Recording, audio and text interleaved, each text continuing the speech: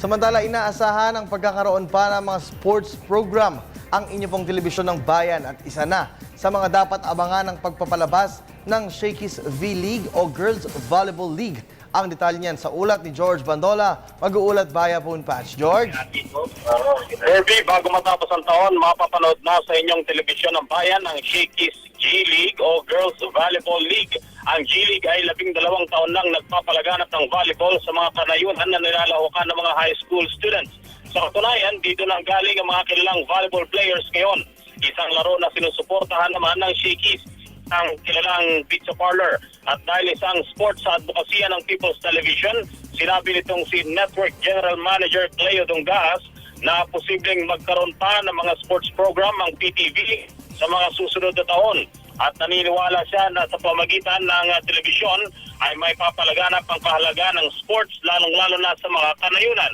Sinabi naman itong si Jorge Concepcion, ang General Manager ng Shakey's, na nakipagkasundo sila sa People's Television dahil naniniwala sila sa kakayahan ng inyong telebisyon ng bayan sa pagpapalaganap ng sports na ito na kanila ring una pang sinusuportahan. Ang malawak na exposure ng PTV sa mga kanayunan ang isa sa mga naging basihan kung bakit nila pinili ang PTV para maging broadcast partner. Sinabi naman itong si Freddy Infante, ang presidente ng Metro Sports, na siya nagsusulong ng Shakey's G-League, na matagal na rin sila sa larangan ng sports at naniniwala sila na dito sa telebisyon ng bayan, unang makikita ang mga posible pang maging rising stars sa lakong volleyball.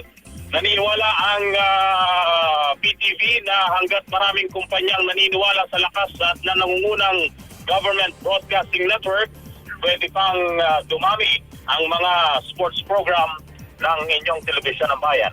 Ako po si George Bandola para sa telebisyon ng bayan.